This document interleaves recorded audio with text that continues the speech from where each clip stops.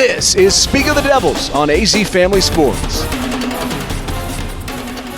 Welcome to Speak of the Devils, the premier podcast and now television show for Sun Devil football. I'm Brad Denny with 3TV and CBS 5. And I'm Joe Healey with DevilsDigest.com. All right, Joe, it's kind of crazy to think that 12 years ago we started up a podcast, and man, it has certainly grown. And now, thanks to the folks here at Arizona's Family, we're going to be with you each and every week during this Sun Devil football season to go in depth on Arizona State football each and every week here on Arizona's Family Sports Network. A lot has changed for Sun Devil athletics since 2011 when we started this whole thing, but we've been around through it all, and we're going to be around through all the things to come for the foreseeable future, and we are fired up and very grateful to be coming to your TV sets here with our televised version of Speak of the Devils. Yeah, I mean, so we're reaching a whole new audience, so perhaps a little intro and kind of background as to who's going to be talking to you about the Sun Devil football here over the next several months. I've been covering ASU football since 2011. I'm a second generation Sun Devil. I've lived in the Valley my whole life. I know what it means kind of, live this maroon and gold life. And, being, as you mentioned, Joe, like it's been crazy, the things that we've seen, we've covered, we've talked about over this 12-year span. It's been, they say it's always something university for a reason, and whew, that certainly holds true. And I've lived that life myself as well. Of course, an ASU alum. I've been a staff writer for DevilsDigest.com, which is part of the Rivals.com network. I've been there for, my goodness, this is going to be like my 16th or 17th season. The numbers are adding. Your career up can in drive. That regard. Wow, how about that? As some of you know, there's a guy in my family by the name of Tim Healey, been that radio play-by-play voice for Arizona State. This is his 26th season on the call, so that helps to have that bloodline. I'm not going to deny that one bit, but yeah, we are very closely connected to Arizona State athletics, passionate about the things that we do, passionate about the community that we've kind of helped build and help curate, and a lot of friends that we've made over the years through what we've done with this podcast. And like I said, we're eager to bring that to you in televised form starting right now. Yeah, it's certainly a really good time to bring you this television show. It's an exciting time, a lot of time of change for Sun Devil football. Of course, coming off of one of the most disappointing years in program history in 2022. But with Kenny Dillingham's hire and his attempts to activate the Valley, there's a lot of energy, excitement. The community is kind of revitalized, and you get a sense that Sun Devil football is on the upswing finally after a couple of dark years. NCAA investigation involved in there and some fallout that is still ongoing, but we have a game to preview on Thursday we'll be talking about later on in this episode, and it's good to have football back, a whole roster overhaul, a lot of exciting and talented new players, Joe. So we picked a pretty good time to jump on the airwaves. Yeah, if you ask me, when it comes to that coaching hire that ASU had to make last fall, there's no better person they could have picked than Kenny Dillingham, an Arizona State alum, a native of the Phoenix area. He gets it. He talks about how this program is special to him. There is an element about what Arizona State means to Kenny Dillingham that you just would not find in any other coach in the country. That's why I'm highly confident in his ability to resurrect this football program and to put aside some of the tough times that we've had these last couple years and bring Arizona State back into some positive times on the football field. Yeah, of course, with his ability to kind of galvanize folks, get them excited and reinvested in Sun Devil football is big. But of course, he has a great football background as well. And most recently, the offensive coordinator at Oregon, and his chops in developing young quarterbacks is pretty impressive. Now, one of the guys that is going to be at the forefront of this 2023 Sun Devil season is a true freshman quarterback, Jaden Rashada. Now, he's a guy that was one of the blue chip quarterbacks in the entire country, and developed a great relationship with Kenny Dillingham when Dillingham was still in Oregon. Obviously, some drama behind during his recruitment process, but Rashada is ultimately a Sun Devil following in his father's footsteps. Joe, I know like his performance and his potential really have got people excited. There was a quarterback battle in fall camp, but on Thursday night when ASU takes the field against Southern Utah, Jaden Rashada is ready for his time under the spotlight. Man, Sun Devil fans were fired up about Jaden from day one when he committed it to Arizona State and signed with the Sun Devils. He came to Tempe for a reason, and that's to be QB1, to leave a legacy, to be part of this program.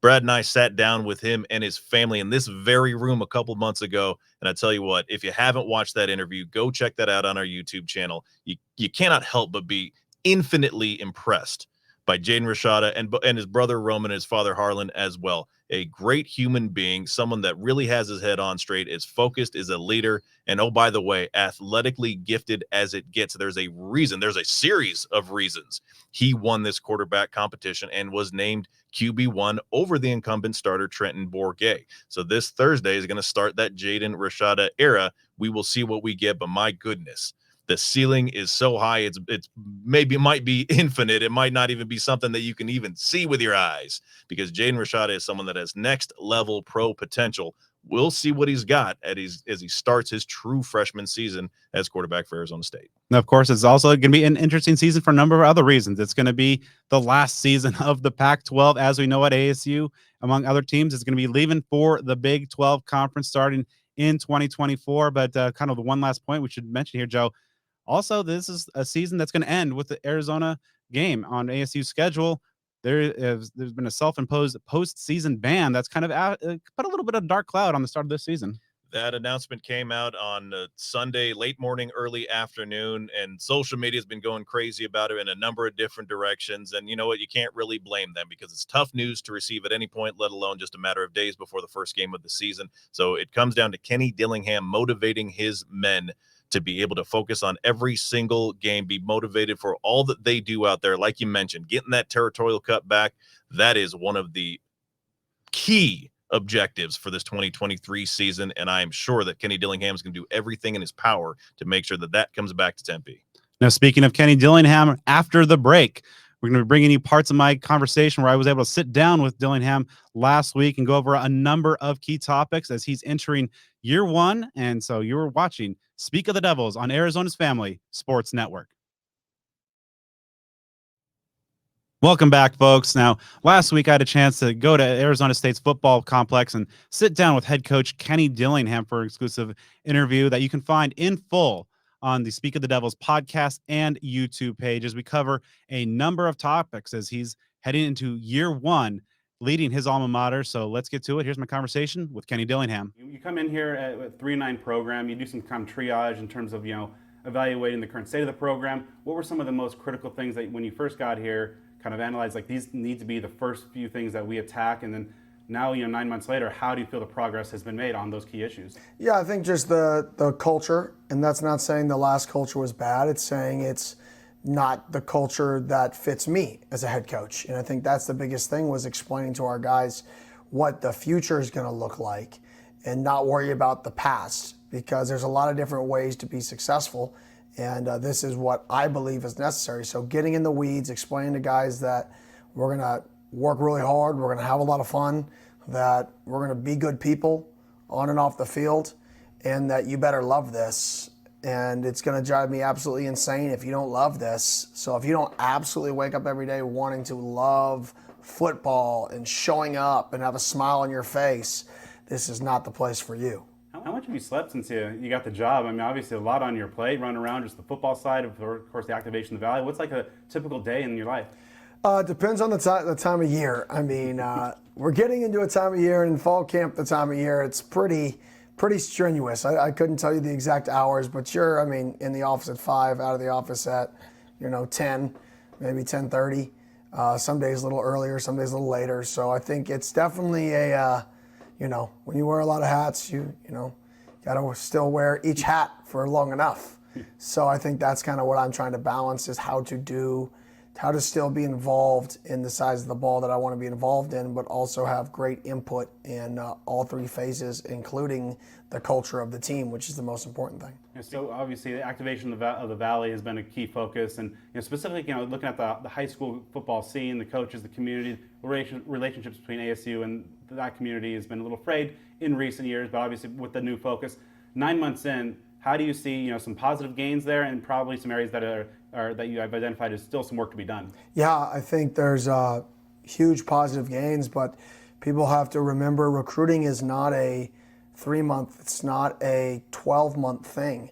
If you truly recruit a kid, you're recruiting him for 3 years, right? You're at least 2 years. You're at least talking to kids for 2 years. So to think we're going to come in and instantly, make a strong impact is is kind of unrealistic. It takes multiple years before you can actually create that impact that you want to create because you built those relationships. So I think we're trending in the right direction for this year's class, but more importantly, future years' class. We're trending in the right direction.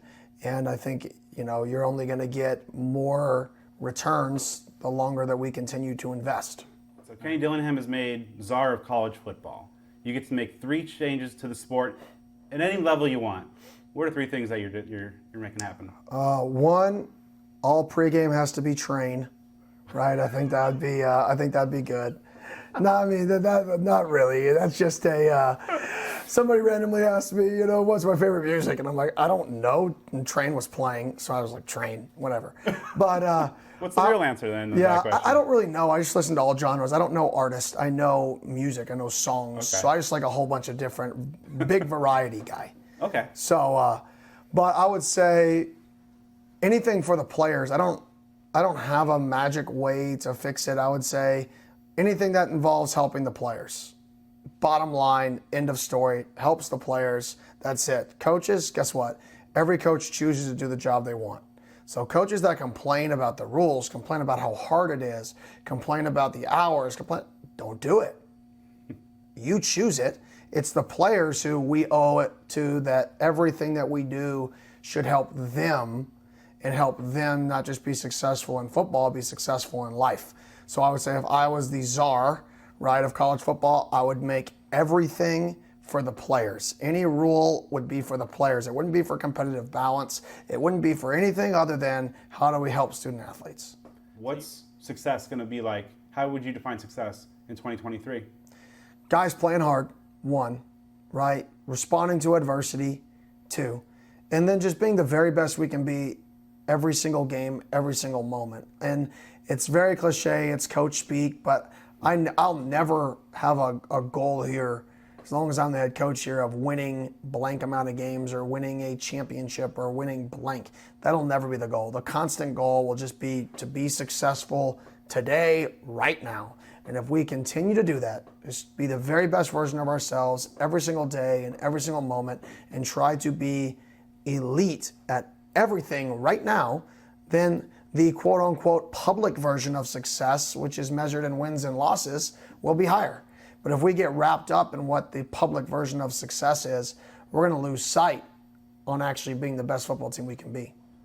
Whether, in 10, 20, 30 years down the road, whenever your time at Arizona State is up, what do you think is the ultimate measure of success of your tenure going to look like and be measured on? How many guys come back around the program? I think that's it. I think when you come to a game in 15 years, 10 years, 20 years, and we have 300, 600 former players coming to a game, okay, so I was successful. They felt connected enough to this place to have a passion and a pride coming out to practices. They poured enough in that it still matters to them. So I would say how many guys come back and stay involved in the program will be my measure of success, because that also means they're successful in whatever they're doing, that they're staying the course, staying the vision, and living it. So that would be my measure. And last one for you. When all's said and done, how do you want the name Kenny Dillingham to ultimately be remembered here in Tempe? I think what's on the board out there, somebody who's a good person, somebody who makes good decisions, right? And somebody who just lives with a passion, cares about players, cares about the team, just whatever he does, he genuinely cares about other people. Welcome back to Speak of the Devils on the Arizona's Family Sports Network. So before we dive into our game preview, let's take a few moments to get to know your 2023 Sun Devil team. And we'll start off with some strengths of the squad. And Joe, I'm really excited to see what these playmakers can do. While, we talked about the quarterback as being new, his weapons are pretty exceptional at wide receiver, tight end, running back, a lot of weapons. Of course, tight end Jalen Conyers is one of the Pac-12's best. Wide receiver Elijah Badger is a rising star, has had a really strong fall camp, and a host of very talented running backs as well, led by Sacramento State transfer Cameron Scadaboo, have a potential for ASU to put up a lot of points this fall.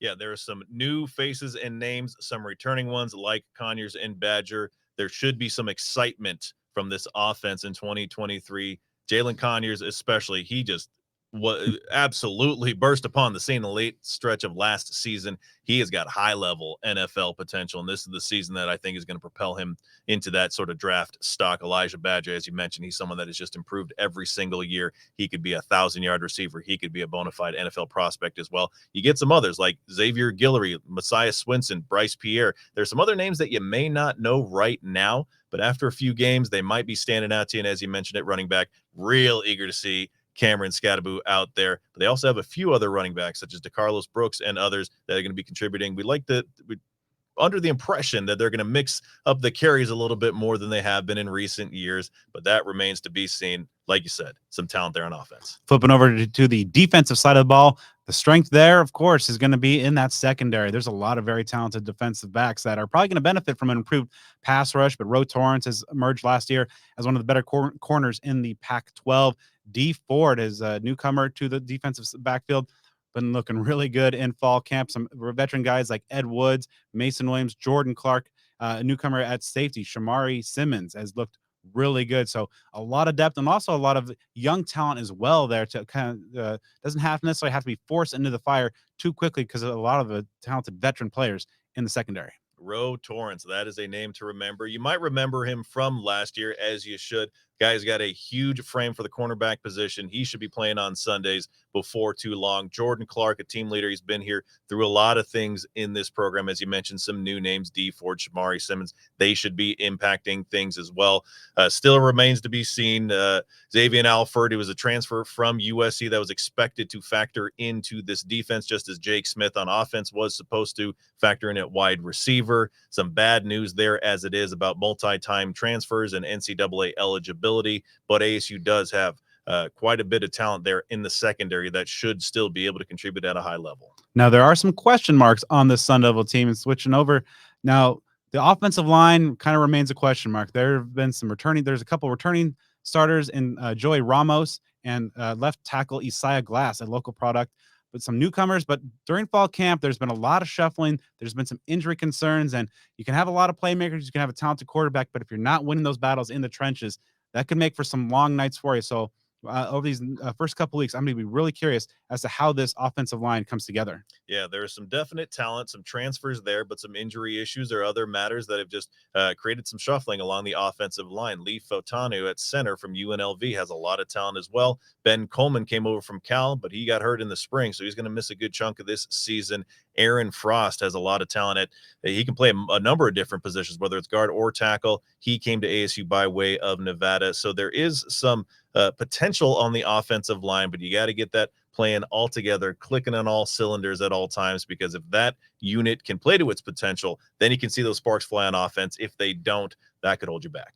Also, switching over to the other side of the trenches, the interior defensive line could be tested, and especially that depth could be tested early. Deshaun Mallory, a Michigan State transfer, has looked really good. He looks like he's an anchor one of those spots.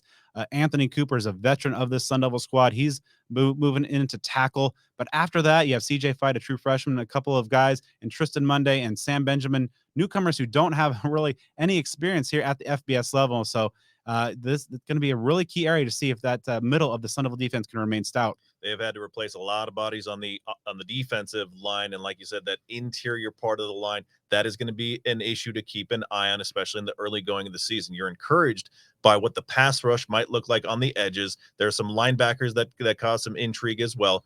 That defensive line, those interior spots, that's going to be something that if this defense is going to reach its potential, they've got to come to play every week. All right, on the other side of the break, we'll be back with an ASU versus Southern Utah game preview.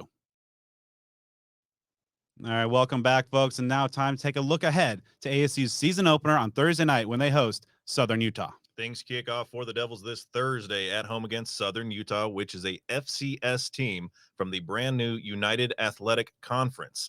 They're guided by second-year head coach Delane Fitzgerald, who brought them to a 5-6 record last season. I know that on the surface that might not sound like much, but that was a significant improvement over the previous year and actually their highest win total since 2017. So we could be building something there at Southern Utah. They like to throw the ball around quite a bit with their experienced and capable quarterback, Justin Miller. They have some dynamic wide receivers led by former Kent State transfer Isaiah Wooden. and a defense featuring sophomore linebacker Connor Cullimore, a product of Gilbert's Highland High School, and a freshman All-American and first-team All-Conference honors recipient last year. All right, so now it's time to outline our 3 keys to a Sun Devil victory. Now, ASU is going to be a heavy favorite in this matchup, but a lot of Pac-12 teams can tell you can't overlook those FCS opponents. They can come out and clip you at the worst possible time. Key number 1 for the Sun Devils, get quarterback Jaden Rashada going early. It's going to be his first ever collegiate start. The true freshman has a world of talent, but just there's no substitute for experience. So you'd like to see offensive coordinator Bo Baldwin, head coach Kenny Dillingham, dial some stuff to get Jaden going and into a rhythm early on in this ball game. The Jaden Rashada era officially begins, and it's an exciting time. He was a truly exciting recruiting prospect. He came to ASU from the state of California. His dad is a Sun Devil football alum. His father, Harlan Rashada, who played here in the 1990s. So there's a lot to be excited about with him. He showed what he had in fall camp, and that helped him earn that starting job. So you want to see that on display on Thursday, but you don't really need to go too overboard. In these games against FCS opponents, it's typical that ASU might throw the ball about 20 times a game or so and run the ball quite a bit. So you want to see some of what Jaden Rashada can do, but they probably will keep it pretty simple with him. So you may not see everything, but we're probably going to see some sparks fly a little bit when number 5 is there at QB. Key number 2, show that the attacking defense is for real, because last year ASU's defense was bad, pretty vanilla, and really did not bring the aggression and the attack towards an opposing offense. That has not been the case under new defensive coordinator Brian Ward in spring and in fall camps. ASU's defense, and especially the pass rush, has been getting after it. You don't want to show too much on tape heading into kind of the more difficult parts of the schedule, but you'd like to see ASU make Justin Miller's life pretty miserable. You want to see some progress on righting the wrongs from last year. ASU's defense was flat out bad last year against the run and especially rushing the quarterback as well. So you want to see some aggression in that regard. When you're lining up against an FCS team, it is an expectation that you should have a series of athletic advantages over the men in front of you. So I want to see ASU exploit that. Show some excitement, get to the quarterback, bring him down, force some turnovers, get some momentum, and lay the foundation for defensive improvement in 2023. And the final key to victory. Now, a lot of these upsets are caused by letting that underdog hang around, getting into the second half. ASU should put this game away by the half. Come out, as you mentioned, get Jaden Rashada going early, have that defense getting after it, and just make sure that you are able to kind of have a chance in that second half to put in some of the reserves, get that 2 deep, and kind of build some depth for the big season ahead. Now, as part of that, it is imperative that this team just wipes the slate of the last few days and all the discouragement from this self-imposed postseason ban. Use that as fuel. Do not allow it to be a distraction. Make this be the first game of 12 games that you're going to play, and you're going to put the absolute best product possible on the field for Arizona State. So that comes down to Kenny Dillingham motivating his men to do things the right way. So I want to see ASU coming out of the gates ready to show what they can do against a team where they should be able to do quite a few things. All right, time for our game predictions as we close things out here. Joe, I think that this is going to be a pretty good debut for Kenny Dillingham. 38-13 Sun Devil victory. I got a similar score. I think ASU is going to come out exciting, put some points on the board. I'm saying 44-14. All right. So I'd like to thank all you folks who tuned in to our very first TV episode of Speak of the Devils. Now, we, of course, want you to check out our podcast episode where Joe and I go very in-depth into this matchup, and we'll be with you each and every week. And also moving forward on a programming note, you can catch this show once the season gets underway here on Thursday nights, 7:30, and also you can catch a re-air of Speak of the Devils on Arizona's Family Sports Network at Saturday morning at 10, getting you ready for game day. I got to echo the thanks. We truly appreciate you joining us. If you're new to us, follow along. We're going to have some fun, give you all the Sun Devil information you can find. We appreciate you tuning in for episode 1 here of Speak of the Devils.